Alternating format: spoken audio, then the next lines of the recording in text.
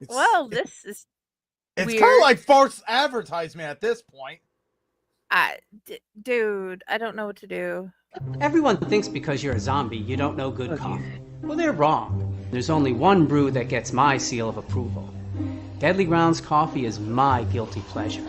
The aroma is so intoxicating. It brings all of my neighbors out of the woodwork. Deadly Grounds coffee.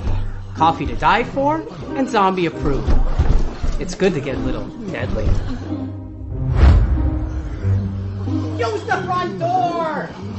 Oh, they're so disgusting.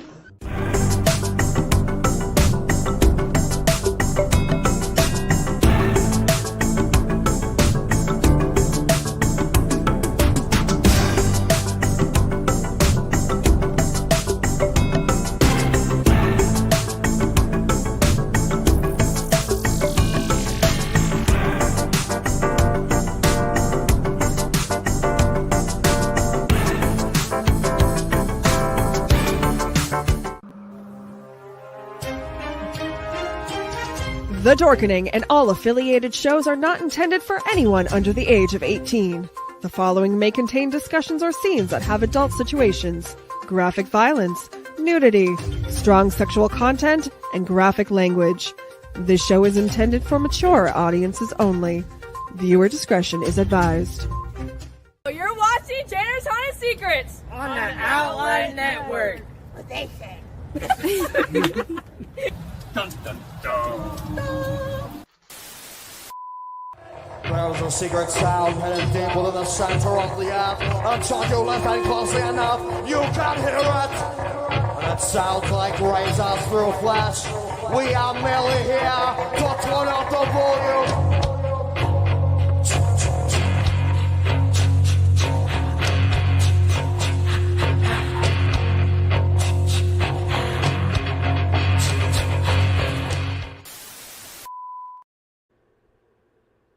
Oh, we forgot Max. Where's Max? I know we got to find Max somewhere. I don't know. I think he's hiding from us. But anyway. Max. Max. My gosh. Max disappear? Nope. Hold on. This is Maximus Christian Bryant with the Ohio Haunters Association, president, and you are watching Chainer's Haunted Secrets on the Owl Light Network. I just want to point out every time we play. That. It's okay. Every time we play Max, I feel like an angel gets its wings. Yes, an angel gets its wings. And I did not mean to forget that. My brain just got... multiple things happened today, and my brain is just like... It's okay. It's okay. So, I want to introduce our wonderful guest for this evening. Well, we have a problem. Unfortunately, we can't get a hold of our guest, and with storms ripping through the Ohio area, there's a possibility that the reason that we don't have him popping up is because he might be experiencing one of these storms. We don't know. We can't get a hold of him. I've tried going out to his grave and banging on the headstone, but he has not risen. So we're just going to fly into this. And one of the things was when we were starting to play this music intro, wonderful music intro that we have. And it is actually by Raz Slasher. He was part of a band, and it got me thinking, have we talked about sound on our haunt show? Because sound is a very important thing. Sound will set your mood. Sound will do everything. When you go from one area to another, you can hear the differences in the sounds, and that's an incredible thing in a haunted house. I mean, if you go into a nurse's station and then you start hearing beeping monitors and this and that, it sets up the whole scene in the haunted house. Now, some haunted houses, they play a general music all through. Ours, we actually pump a whole bunch of sound that is like woods sounds, like crickets, owls, this and that. That's the type of music we'll pump through, and we've got 2 speakers, and we blare it as loud as we can. just because that is what we do in our field. Different haunts have different sounds, and there's actually some places that will absolutely have the biggest speakers pointed straight at people, and they play the whole music through start to finish, just being able to pump up the music. Some of them make their own soundtracks, and this is one thing that we haven't touched on. The simplest things can put you in the mood, like little hammers tapping on stuff, and you think, okay, well, what the heck is little hammers? Well, if you're in a Christmas haunt, that could be the elves that are about ready to rip out your throat. And I say that because that schoolhouse in Cincinnati, Ohio, is one of them that actually has different sounds through different areas, and they have elves. Carnage, when they were able to do their Christmas, they had a replaying sound through the one side. This one side was amazing because you would hear the hammers, you would hear this and that, drills. It sets you up for a lot of things. So we're going to talk about different sounds tonight. And when you're going through a haunted house, what is some of the things that kind of get you pumped up? And I'll tell you what, I wore my best shirt tonight. It is the holiest shirt I could find. And I just didn't know what I was getting into. So you know what? This is my Sunday best shirt. So Alright. when you go through a haunted house Friday, what's one of the things that you actually look forward to and you've noticed with the sound? Okay, sound wise, walked through the last haunted house I went through. Up front, they had music playing. I could hear the people talking and the line that went around the block. So that tells you how awesome the place was. I could hear the smells and the clinking of the cooking from the food truck, the music, the people chatting as they went through the line. The one screamer that you could hear from over the bar music 3 blocks away. That lady's awesome. I don't remember hearing the same music throughout the house, the jail. I remember hearing sounds that pertained to the area, like the one lady screaming, or like the dragging of the weapon that one of the hi that one of the creatures the characters had. And excuse me, sir? Very confused at that one.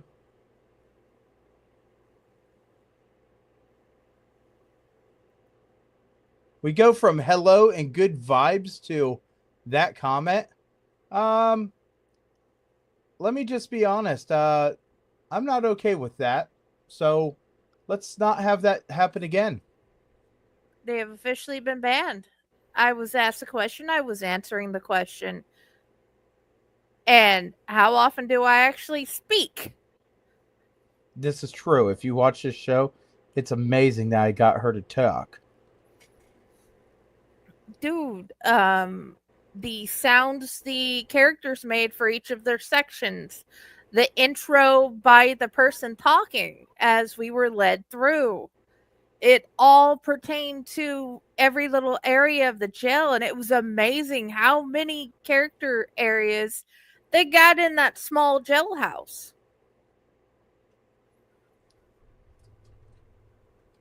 I will tell you, dealing with different sounds is very important. What's the capability on people's vocals? That is an important thing. You never want a haunt actor to just go out and make the biggest, baddest sound they can, because if you go and give it everything into the first couple groups, you're going to find out that your vocals ain't where you need it to be. And then the sound quality is just going to not be there for the rest of the time. And then you switch over into the next night and you have an entirely different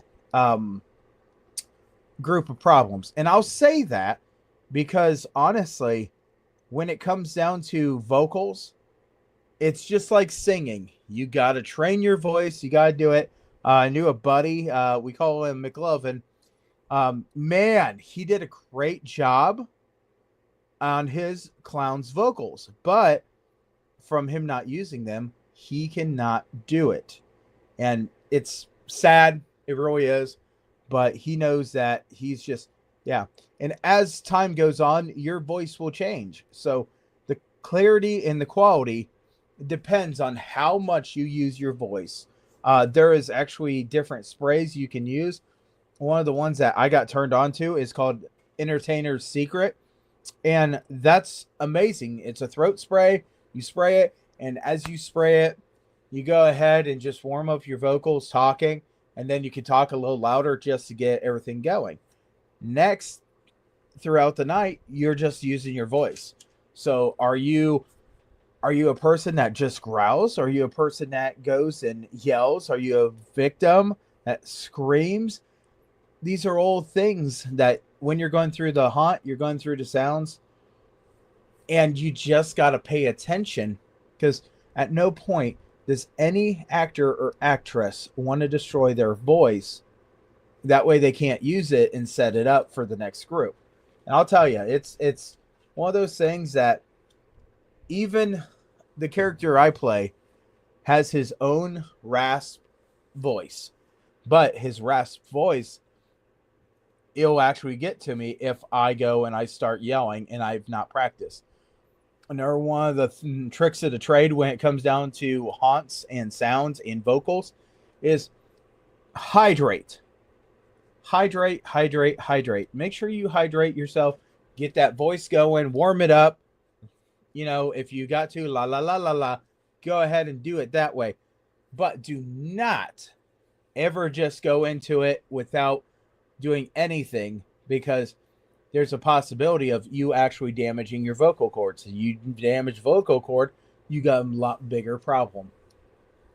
So that is what I know about vocals, and this is something that we train ours to really think about, because we don't want to have anybody not be able to use their voice.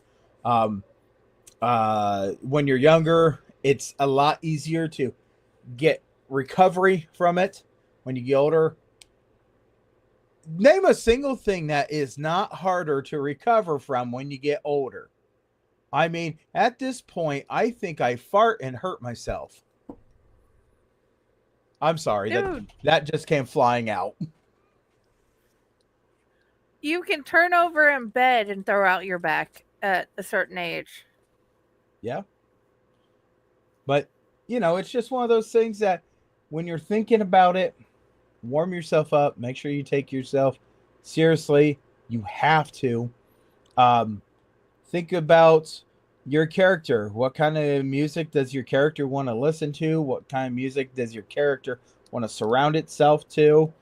Is it heavy metal? Is it punk rock? I mean, there's not a single haunted house I've not heard a type of music. Over the weekend, I was listening to banjos the entire time.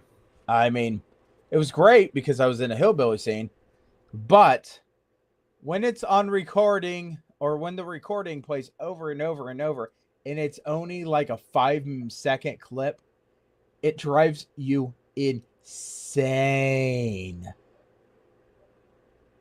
So just think of those things. And trust me, we're making the show up as we go, because our guest, unfortunately, we don't know what happened, or we just hope that he's okay, and we'll get him on the reschedule. And I told Friday here, maybe we should go ahead and have the reschedule and have his name, and then we'll put part 2. Because, you know, round 2, round 2, or take 2. There you go. and see if we can get this giant picture of like one of those movie wheels and snap it. Yes. Not a movie wheel. You know what I'm talking about. But yeah, so some haunts actually have bands come out. And as we're talking about sounds, we got to talk about bands.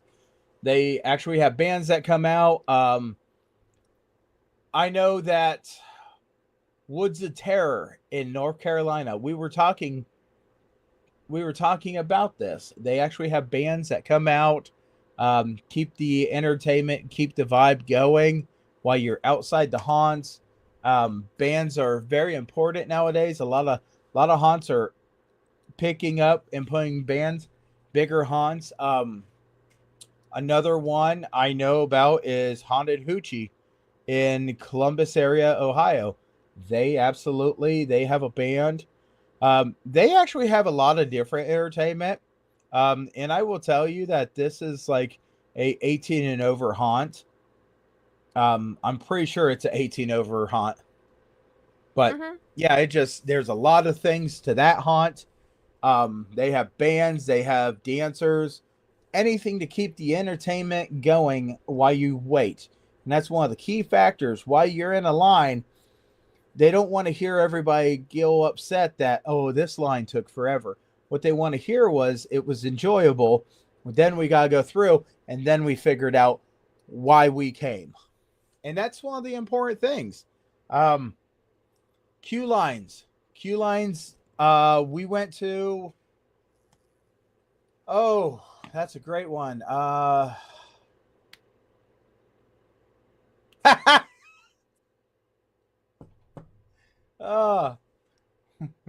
That comment. So Nate, real quick, I'll bring sound back up to this, but while we're figuring out what we're doing tonight and throwing stuff around, Nate was at Haunted Town Hall on Saturday, and I was at Haunted Town Hall Saturday, and I told him, I said, hey man, I got something for you.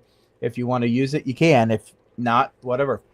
I gave him my paint pail, and we put 4 cans of spaghetti and meatballs in it, and there was people eating out of the community bucket as they were going through. I'm not going to say that I did not partake in the last part of the evening, but I will tell you, when I got home, I kind of got rid of the rest of it because, you know, you can only eat so many spaghetti and meatballs and question whose fingers were in it. But you know what? Maybe that's why I got a little bit of a sinus cold going on.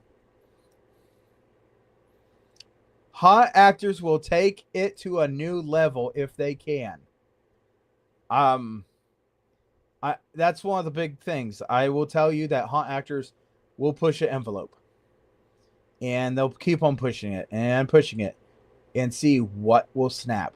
But I will tell you that, and Nate knows exactly what I'm talking about. The little clip that is in the hillbilly scene at Haunted Town Hall, it's got Low Thunder, it's got this and that, it's this entire thing.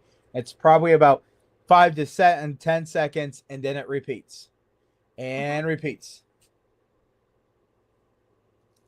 Whole lot of people's hands. You know what? I could taste every single one. Anyway, so when you go in there in that position and you gotta listen to something over and over and over, it will test you on how you handle repetitive situations. Another part in that building has nothing but heavy metal music, and it just plays heavy metal music, and it's different songs, and there was a lot of songs in there that I enjoyed, and I started taking back and putting them in my regular playlist. So that being said, music is very important. Sounds are very important. Haunted Town Hall and Carnage and many others also use another tactic which helps the whole scenes, and it is smells. And when I say smells, I mean there are so many different smells, from fog machine smells to just like little emitters that are spray canister smells. You can get rotting flesh. You can get mold. Yes, there's a smell of mold. You can get all these different smells, and it plays in your head so much. Now, did you know that smell is one of the most powerful senses that you got? Like, you can smell something, and it can bring you back into you remembering when and where you smelt that. It's amazing. Yes. So if you're smelling buttered popcorn scent, you think of a theater or a circus or this or that. You smell toilet water, and it brings you back to probably the high school after you got done running gym. Because, man, bathrooms were rough. So these wonderful scents, these wonderful things that we do in different haunts are wonderful. If you're outside, you don't have to pay for half of the smells. They come free with the ground. In a previous show, we had Mike Ross. We had Mike Ross on, and actually we had him on a couple of times. But we had Mike Ross on the show. And when we had Mike Ross on the show, it was amazing because he uses anything he can to get like a very unsettling feeling. There was a smell of rot coming from whatever roadkill he found and stuck in that grill. And man, that is, I've never came across a haunt that actually uses that. But sometimes things like that make the best props. And yes, I know this might be one of the most disgusting episodes we have.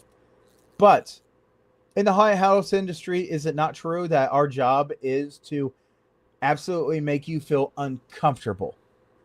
Saturday, I was introducing people and handing out some sand and this and that, saying that it was cremains. When I did this, I was telling them to take Bobo fishing. Well, Bobo? no, it was Bobo. It was Bobo this time. Okay. Oh, okay. Bobo the hillbilly passed away. That's what we were telling everybody. So yeah, Bobo the hillbilly passed away, and this was his cabin, and you needed to pay your respects to him. And I would come out and bash a piece of metal, then I would pick up the urn and pass out things. Had this one girl so creeped out by everything that I think she grabbed it, she clenched it in her hands, and she just kept on walking because she didn't want to cry. Which is fun. But this is our style of fun. When it comes down to haunted houses, the industry, it constantly has differences in it. Don't ever go to a haunted house and say, you know what, I seen that exact same thing at this other haunt, because you might have seen almost exactly the same thing. Every haunt will change it unless they buy exactly the same prop. And there is going to be a guest that we have, and I'm not going to tell you who it is or anything like that, that is going to be able to talk about some of this, because they own a company, they own a haunt, they do a lot of things. And if I hear that person's name one more time without him not being on the show, I begged and plead with his wife to get him on the show. But we won't say who it is. But I'm just telling you. What? Boo boo. Okay. But yeah. bless you too. Yeah, May you be very blessed. yeah. Something's going on. Anyway, you're also the only person that I can send a picture of my mother-in-law and father-in-law to, and you not get offended that my father-in-law is just the urn. No, I won't. And in fact, we have this other show on our network, and we talk about everything dead and death. And that's a wonderful thing because it's going to happen. People don't like to be reminded about death, and that's why the haunted house industry is so much of a wonderful thing, that people get the opportunity to be scared by something or come in contact with something that just gets their attention. Well, hi.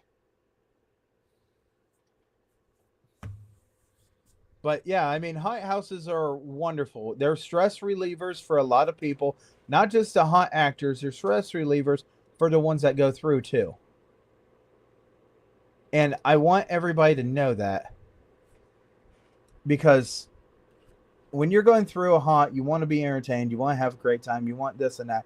And that's one of the biggest things when you're dealing with haunted houses and you're dealing with the industry of haunted houses, be it a haunted field that someone's got at their house, or be a haunted castle, be a haunted orchard. Been to one of those before. Haunted hospital. Mm-hmm. There's just so many different things that people have taken the time to build scenes, and all they want you to do is see their type of art. And if you don't agree that it's art, I will tell you, go look at what your art teacher used to tell you, and I want you to know. But yeah. Anyways, when it comes to this, I'm trying to figure out how to approach that. But either way, the cool thing is you can have haunted houses that are actually haunted, and they're in hospitals. You can have haunted houses in buildings that you built. You can have your haunted attractions at theme parks. And you can have your haunted attraction in your front yard. Mm-hmm. And make it how you and your group of people, or you and your partner, see it. Yeah, and one of the biggest things is if you get a really old building and you're able to put a haunted house into it, that's amazing. The Reformatory in Ohio, Mansfield, Ohio, it's got Blood Prison that's in it, and there's some residents from the actual building that have not left. And it's great because that gives a lot of people the best of both worlds. But when it comes down to haunted houses, when it comes down to haunted houses, that is just one of the things that you don't always expect, but it's great. My Field of Screams, we don't have anything special about that. Everything's It is golden. very special. Well, I'm saying, like, we don't have like a actual spirit that walks around and says that they're looking for something and that's why they're still there. If anybody's looking for something, it's probably the possum that eats the Twizzlers.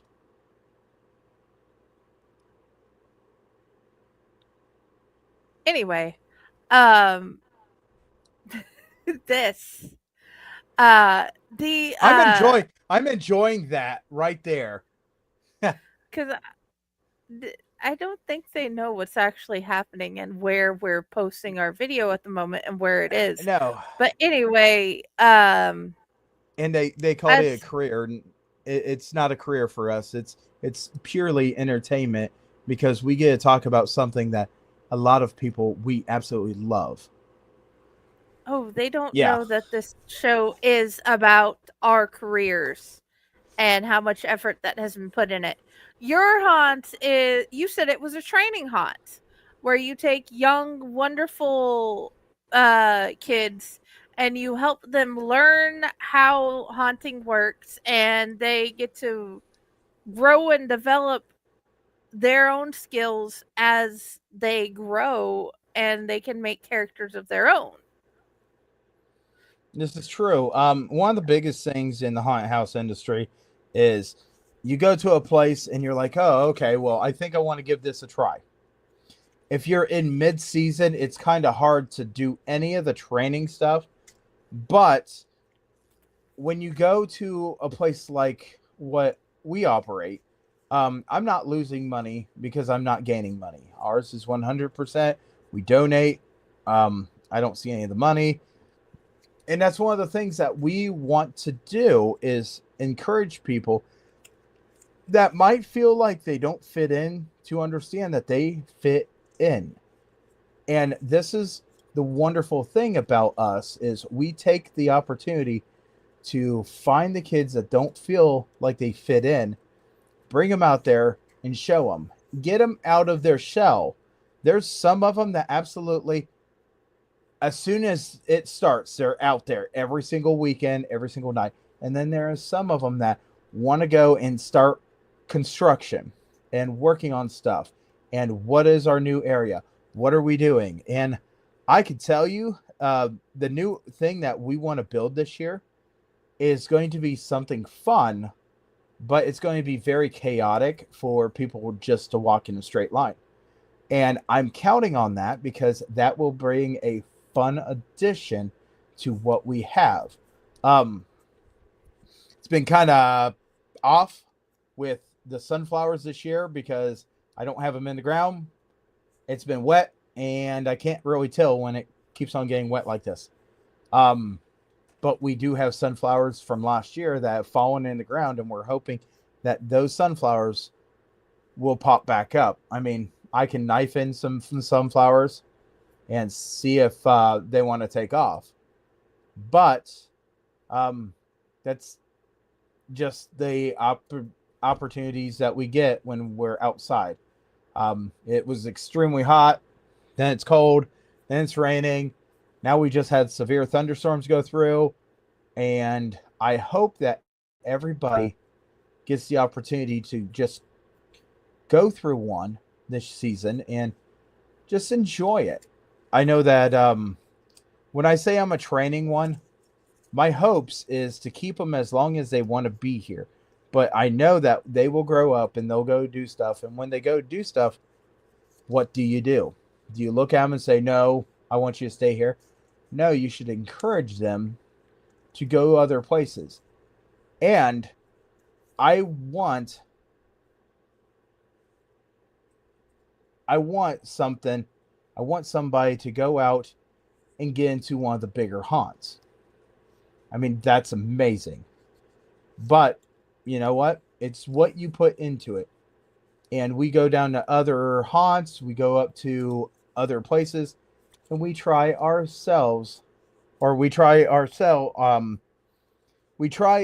acting skills in other places, in other haunts.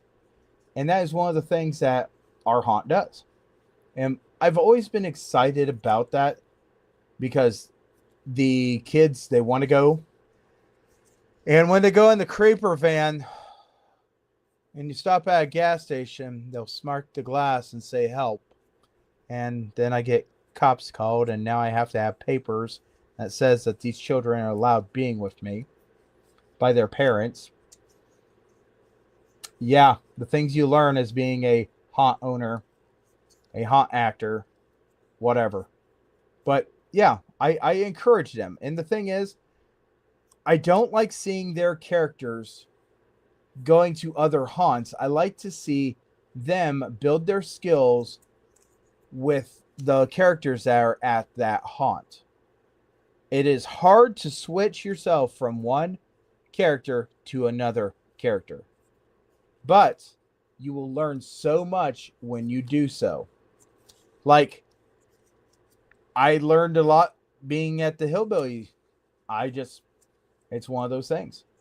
So yeah, Friday, what else you got? Because I'll tell you, some comments are very interesting. Yeah, I don't think they know that I am moderating multiple streams at once, but that's beside the point.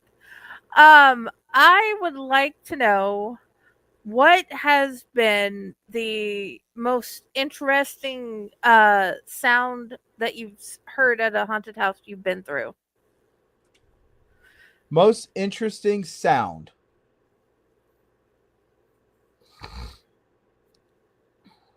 All right. So this is something that I have never seen ever again after I seen it. I know this song, and it's called Let Me Ride the Donkey Donkey. And Friday, you know the song because I played that song for you. Let me set this up for you. We went into this area. It was really, really dark. And man, I loved being in that dark room. Then this music started playing. And I'm like, what the heck? And I can't go forwards because there is plexiglass right there. The light turns on the other side of the plexiglass, and this guy rips off his shirt, starts dancing to Let Me Ride That Donkey Donkey. That right there set it up, and I just could not process what I just seen. It wasn't horrifying. It was just a really big guy dancing with a shirt off to Let Me Ride That Donkey Donkey. Oh my. There was a enjoyable aspect of, hey, that was pretty cool, to what in the heck is this? And that dark room with that music set it up for me going, what am I looking at? And as soon as it started playing, you just get the question of what you're getting into, because this is a haunted house. This isn't a striptease act. But kudos to you, sir. If you ever see this, I want you to know right now, you did a fine job, and you set me up for one of my characters at Hell's Dungeon, because That's what I was thinking. you ripped off your shirt, I ripped off my pants. And anyone that knows that character, you know what? It was great that Honey Glaze actually was being able to be used correctly. Yeah. Okay. As a haunt trainer, what has been some of the most hard to get concepts that you've seen for some of the hunters you've trained? Okay, say that again, because I don't think I quite understood that one. As a haunt trainer, what concepts that you have been trying to teach has been hard for the trainees to catch on to? Okay, so this one is one of those that haunts will tell you, don't say boo. Don't say get out. Don't say where are you going. Don't say this and that. That is pretty hard to get out of a lot of people's heads, because naturally when you're going and you're going up to your one friend and he's at the lockers, and you go up and you slam the locker and you go boo. When you come into a haunted house, in anything in the industry, that natural thing is, well, this has worked before. Why can't I make it work now? And that's one of the hardest things to break people. Absolutely break them. If you say something, we've got to correct you. And we've got to correct all the bad habits. I've got a really bad habit. I like hard, heavy items. I do. Those are usually what my character uses. So when I go in a place and it's like, man, I just wish I had something to hit. and it's not a possibility, it's kind of hard. So yeah, it's just one of those things that where do you have the most bang for your buck on stuff? How do you teach these kids? Everybody's going to be different. That's teaching them the basics on what they think is different than what works. That's the hardest thing to break them and teach them. And they will try to imitate everybody that they see. New ones will try to imitate. Imitation is a great thing, except for one thing. If you ain't built like that character, don't try using this, because the big intimidation on a small person is just not there. We have found out that a lot of people don't like things on the ground. They don't like people crawling on the ground. They don't like anything below their knees. That is what bothers people. And if I can teach anybody that, that's a great thing. We have Nibbles the clown. He actually will crawl on all fours, come bolting at you, and then he goes and stands straight up, and he is almost 6 feet tall now. So you have a character that just went as low and then looks at you like high, straight into your eyes. So it's a great thing, but you gotta learn it's not for everybody.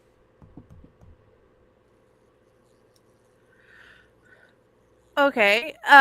Where is the easiest place to start off for you when you started trying to make up phrases that would work for Chainer?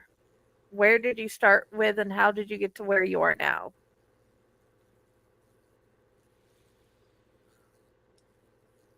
When it comes down to my character, the easiest thing was to shut up and let the chainsaw talk.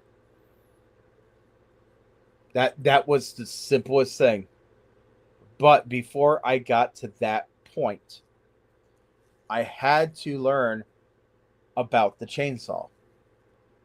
You come out and you're like taking the chainsaw ring, ring, ring, as high as it'll go. You ain't doing nothing to grab their attention. It becomes white noise if it's just that top level. If you go up, down, and pull that trigger and go vroom, vroom, vroom. If you rep it up and then let it calm down, rep it up, calm down. It should only rep up when you're about ready to go for them. You can do it to get their attention. Do it for this and that. Don't hold it there, because you lose their attention. If you go and make it go up, down, then you take that attention span and grab that attention span, bring it back in.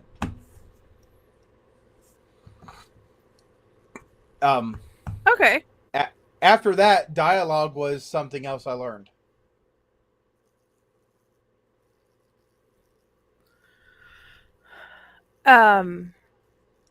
Okay. When you go through a haunt, I know as a haunter, it's not as easy to get scared. But have you went through a haunt and saw areas that you're like, ooh, that is such a wonderful idea. I wonder how I can make that into something for our haunt. Or look at that and appreciate it for how inventive it was. Many times over. Some haunts have many, many, many different things. When you go and you change something in a haunt, you're branching out to people's interests. If you have a favorite haunt, it's because of a character or this and that. You have a favorite haunt. If you have a favorite scene, it pulls you in there and you want to figure out how that whole scene is designed, how the whole scene is operated. And sometimes you get to find out who created it and why. And that's important things that people don't look at, they don't see. When it comes down to haunted houses in this industry, no one will ever have the same show No. I don't care what you do, you'll never have the same show. Because if you have the same show, that means that you figured out how to clone people to act exactly like everybody else does in that way. That, or you put a whole bunch of animatronics and they all do the exact same thing. But as soon as one of your animatronics goes down, your show is different than someone else's. It's exactly like the gray blob. Have you ever heard the terminology, the gray blob situation? Gray blob is the gray blob situation is everybody's gray, everybody's a blob. Everybody does the exact same thing. Okay? Mm-hmm. You take a rock and you throw it out the gray blob. Now that one's different because it's got a rock. It's the simplest change. Okay? You take a spoon and you throw it at another one. Now those two are different. They do have one item each, but they're still not the same. Every other blob is the same. That's everything like the haunted house industry. You're never going to have the gray blobs. You're going to have somebody. You got one that has a spoon, one that has a rock, one that has a 2 liter of pop. It's like in instance, you have the same doghouse as I was just looking at his page earlier. Our wonderful haunter from last episode. Are we talking about the tech or Hollow Haunt? Yeah. The Hollow Haunts guy. Bill Cox. Yep. You had the same doghouse, but your doghouse is set up differently from his doghouse. Yeah.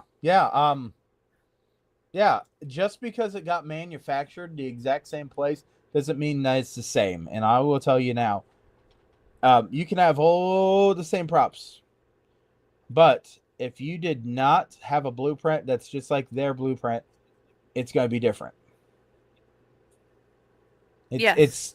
That's exactly correct.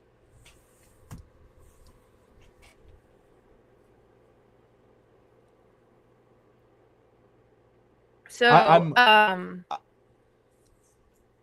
trying to find good questions. I think that the next one that came to mind was what was the hardest thing as a haunter that you've learned?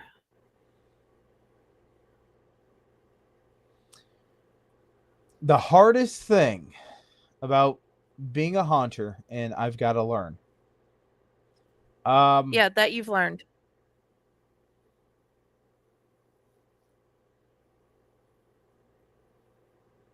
One of the easiest things, or one of the hardest things to comprehend, is that you can't scare everybody. Yeah. To a haunter that has a whole bunch of pride in what he does, this or that, it's really hard to look at somebody and go, "Well, you can't scare everybody." That's true, but that doesn't mean that you shouldn't try. That is one of the hardest things to grasp. You can't scare everybody. Doesn't mean that they don't want the same show. That just means that you're just going to have to hit them a little differently, and they might look at you and say, "Well, that was cute." And then you go and you drop your chainsaw and you look at them and say, "Do you think it was adorable too?" And then you get a totally different response than what you were going for, but you got their attention. And that's one of the weirdest things, and I understand. Oh my gosh, that Scooby-Doo one busted me so hard. If no one knows the Scooby-Doo episode situation, it was back when I was running chainsaw for Sydney Haunted Woods in Sydney, Ohio. Back then, they were doing Friday and Saturday, and this girl, she just absolutely was so freaked out about everything. But as soon as I came out, I went full bore onto her, and I stopped, and I start walking up, and I said,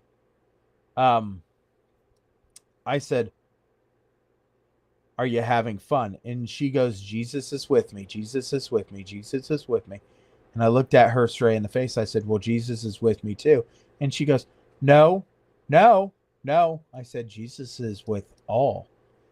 And she looked at me and she was locked. I had her full attention. I was able to break her. There was nothing that anyone could do except for one guy that was with her.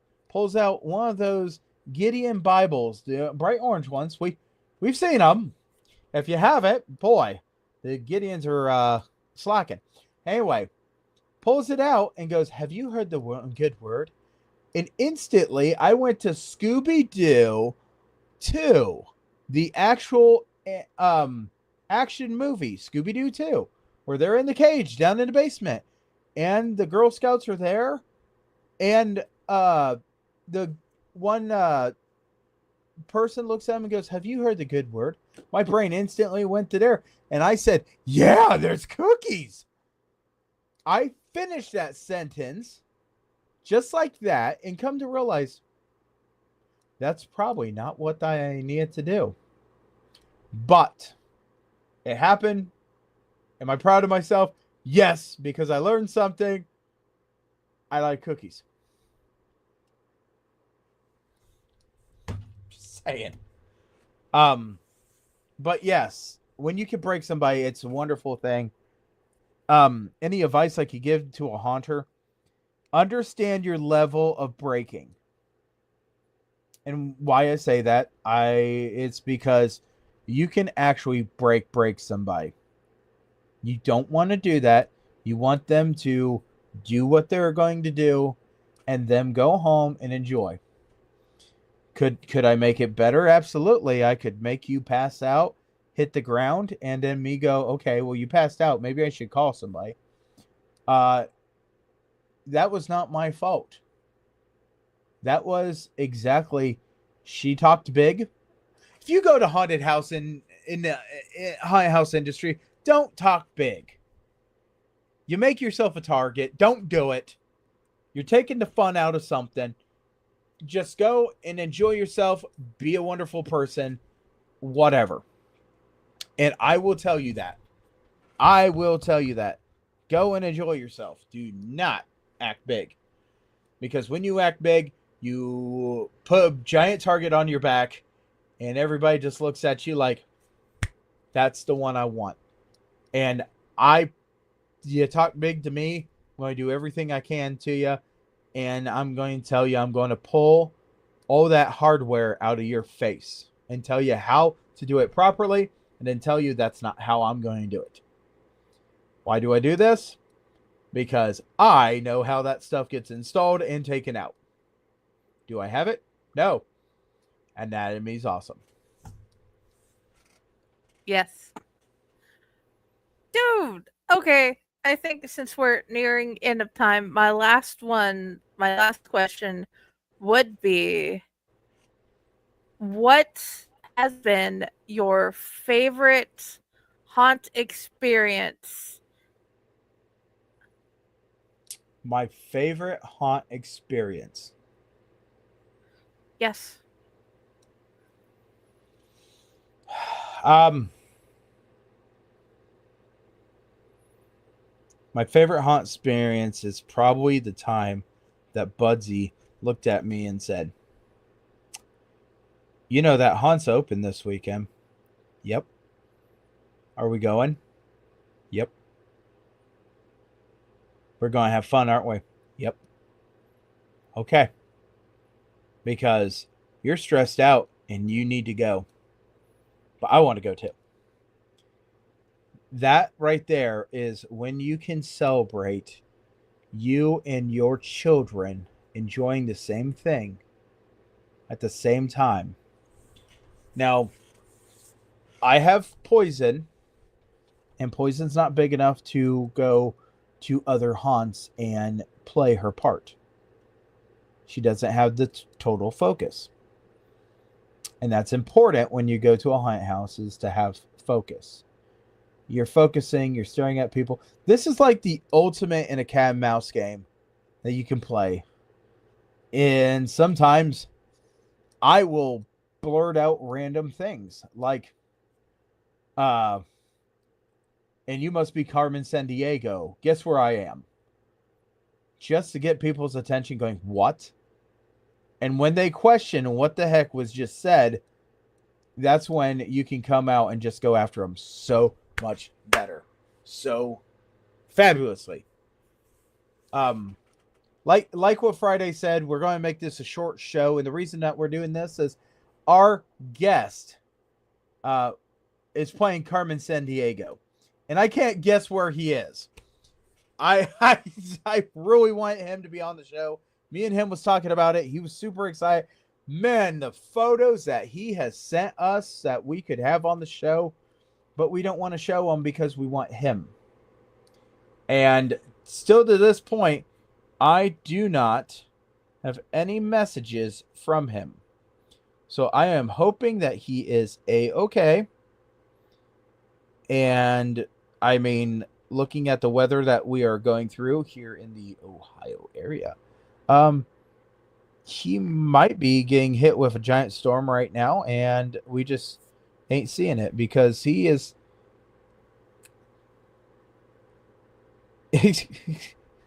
So I just want to point out, and I'll say this, okay? His haunt is in Canton, Ohio. Okay? Right now, Canton, Ohio has nothing but red and yellows and golds right above them. So there might be a possibility that this is the reason why. He might not have electricity. We don't know the reason. He hasn't informed us the reason, but we will have him on the show later on. He can't get away from me because I know where he haunts. And I will make the 2.5 journey to his haunt again. This is a really wonderful haunt. I would like to talk about it, but I don't want to do it without him because I want his inside into it. And I don't want to tell you what haunt it is because I don't want to spoil it. But if you watched the beginning of this episode, you would have been able to see the person and maybe perhaps even track them down because he is one of the OHA award winners, and we hope that he will be able to come on the show, and then we can show all the... How many photos he sends you? I don't know. Hold on. Let's see. 1, 2, 39? 39. And one of the things was he was supposed to talk to us because his haunt was operating this last weekend. This last weekend, if you haven't guessed, it was Friday the 13th. And let me also point out, there was 4 haunted houses in Ohio that operated on Friday the 13th. Now is the stretch that you really don't have any haunted houses operating until September. September is going to be that golden time. September is going to be that wonderful time that us haunters magically pop up. Almost as much as the Ohio coneflower. I'm just saying. His haunt is a wonderful haunt. I will say that over and over again. I go to many different haunts in the state of Ohio. I've been to haunts out of the state of Ohio. And let me also point this out, okay? For someone that goes to haunted houses, the biggest primary thing that you need to remember in haunted houses is the haunt is amazing. There's a lot of stuff. The great actors have everything, but you're not going to have such a great time if you don't pick the right person. That's an important thing right there. I will preach that over and over again. And the reason I say that is because if you don't have the right person, they're not going to allow you to get the full amount of this. Me and my buddy Nathaniel, he was able to go to Hell's Dungeon. The first time I ever went down to Hell's Dungeon, he went. Question was brought up to me as soon as I got done. So, looking at everything, how long do you think we've been here? And I said, well, this is your second year. Well, looking at everything, how long do you think we've been? What would you say? I said, well, I can't answer that because I know. I said, I know that this is the second year for you, and I want you to understand you're not just talking to a regular person. You're talking to somebody that really understands this stuff. And he looked at me and goes, so you think we've been here? I said, you've been putting in a lot of money. That's my answer. I can't give you a time frame of what I believe. What I can tell you is you put in a lot of time and effort very quickly. And you know what? It's okay. Because everybody wants to know their people's opinions. I ask them all the time, where'd you find out about us? And it's usually, I just stumbled across you. I was Googling. I did this. I did that. Those are all wonderful answers for me. Advertising. Yeah, you can do everything. But if you don't have people that look at you and say, I wonder. And that's the thing. We don't post a lot of pictures about what it looks like at our haunt. We don't do a lot of things. We don't do videos. We like to have the mystery. And if you ask me on the phone, I want to know what your age range is. I will tell you it's mentality. How grown up are you? I could chase down a 65-year-old and it ain't going to hurt my feelings. I can chase down a 5-year-old. Ain't going to hurt my feelings. You went through. You understood. There's rules. You read them. I'm sure. I can't think of a single person that stands there and actually looks at the rules and the warnings on things. Should they? Yeah, probably. Oh, why are you falling on the ground shaking? Oh, you didn't read the part that says we have strobes, right? Now, if you go to mine and you tell them, hey, you know, I've got strobes, or I can't have strobes, we'll figure out a way to get around that for you. But I'm letting you know right now, it's not going to be pleasant if you don't tell me your problem. Are we handicap accessible? Absolutely not. And the reason that we're not is there's a hill. You walk down a hill, you walk up a hill. My hill's not even close to being the haunted cave. I will tell you that. That haunted cave, that is a gnarly hill all the way down and all the way back. I can't find a single person that will talk to me on this show about the haunted cave. And it's just because they do not like podcasts. They don't like this. They don't like that. They like their secrets. So yeah, it's fine. You can love whatever. Friday, or is there anything else? Because like I said, we don't have our guests. We didn't know what to do. We were jawing back and forth trying to figure out what we're doing. And this is what we came up with because we wanted to talk about sound and other things. And Friday gets to pick my brain, and I am so sorry it's not a very fun brain. No, it is really fun. I've enjoyed your brain over the past year. It has been very interesting. I love I look forward to the next video we get to have of the whole, what was it called? Voicemail video. But on that note, I guess Dante's biggest question recently was, what about your teddy bear? What about my teddy bear? He wanted to know if you had a teddy bear, because teddy bear makes him happy. Okay, so I'm not gonna lie, I do have a teddy bear, and anybody that knows this has known me for a very, very, very, very, very long time. And I could have 20,000 viewers here, or I could have one, and I don't care, because I'm going to tell you, I received a teddy bear when I was born. It came from my mother, and it had a red bow tie right here. Red bow tie disappeared. The stitching started coming apart. So I took green yarn and I tied it and stitched it back up. So it's got green yarn right there. I have not seen him in probably about 7 years. No, I have not seen him in over 7 years. But I can tell you exactly where he is, and I know he's there. And I will not get rid of him, even though I've been threatened that somebody's going to break in and go and steal him. Why do I love him so much? I don't know. But he was there through the big problems, the little problems, my migraines, everything. And he is not a teddy bear. He is a dog. And his name is McGruff. And in fact, he's got a little hole in his tail. Like the top of the tail has a little hole. I remember that. And I can tell you, I remember him so much, and I can go out and I can look at him. But that would be breaking a seal that I have not broken for many years. So we're just going to let him sleep. That's fine.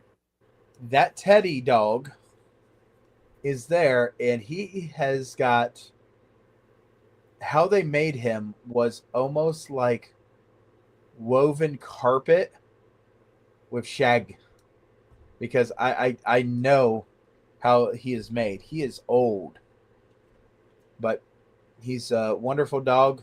I appreciate every bit and piece that dog gave me, because me being a very sick migraine kid, that dog went through a lot of crap with me.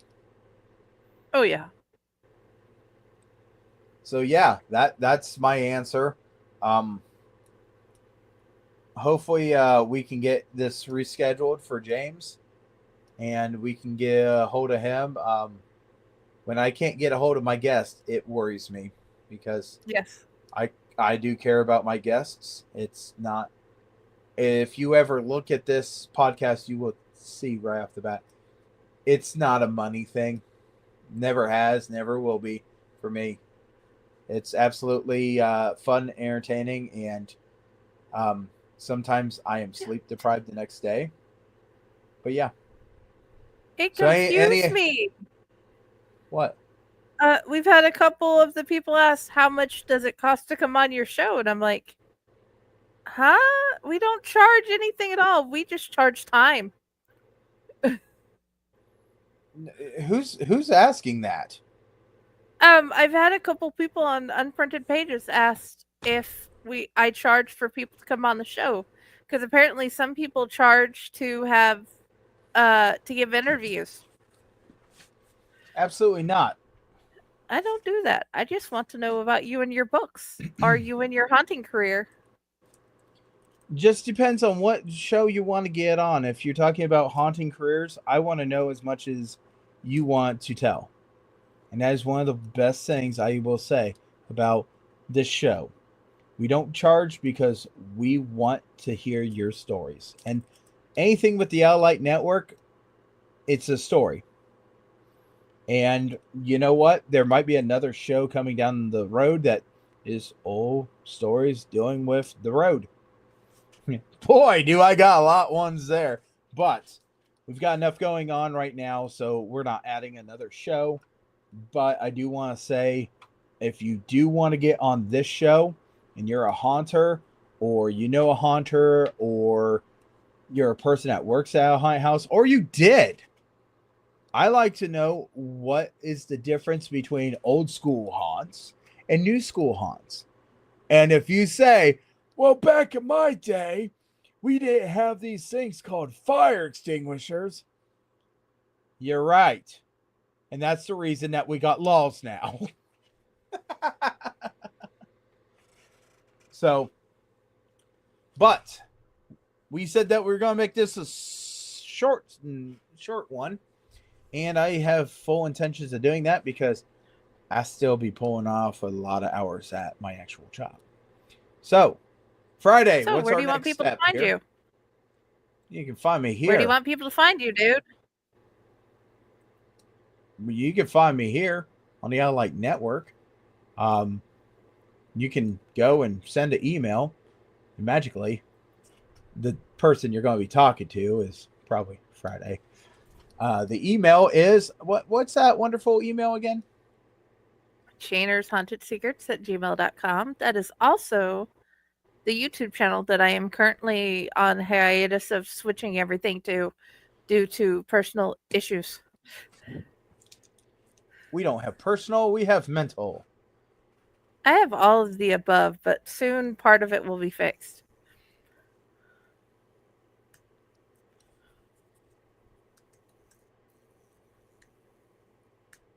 But anyway, if you would like to find me, I'm here at the Owl Network. I'm at Fake Horror, where, hey, guess what? Kyle is now one of us at the Fake Horror, and he is a published author. You can find me at my pages, Friday with the Library in the Blue Box, Corpse Garden Chronicles, and my author page is Jennifer Elliott. Right? And you know what? I haven't done this for a while. We'll see. Is this right? Is this right? We'll find out. Is something supposed to be happening? Yeah. The bottom is supposed to be saying Chainers Haunted Secrets at gmail.com. Oh, I didn't realize it did change. There we go. Is that right? I hope so, because that's how you get a hold of us. That's how it looks about right. If it's not spelled right, I blame it on myself. If it is spelled right, I can't blame it on myself. I just have to play with it and say, well, that's different. But looks great to me. Yeah, I want to thank everybody. And as we go into the next episode, I got a feeling that I gotta say somebody's name 3 times or 5 times in a mirror. I don't know. If I say his name in a mirror 5 times, it might show up. I don't know. What is it? Beetlejuice? I don't know. We'll find out. But Beetlejuice. Damn it, he didn't show up. Yeah. But once again, if you want to be a part of the show, you email us, tell us a little about yourselves, and we'll send you all the wonderful stuff, and we'll figure out how to get you on the schedule at chainershauntedSecrets@gmail.com. Spelled just like that. I hope it's spelled just like that. Anyway, go ahead, and if you want, you can just stop right there. And no apostrophe, no spacing on that, please. And go ahead and do it like this, because absolutely, we would love to have you on the show. Like I said, we had somebody scheduled. They didn't show up, and it's okay, because I'm going to track him down and find out if he's okay. So you guys all have a wonderful one. And Friday, you want to start hitting a whole bunch of buttons on your dashboard there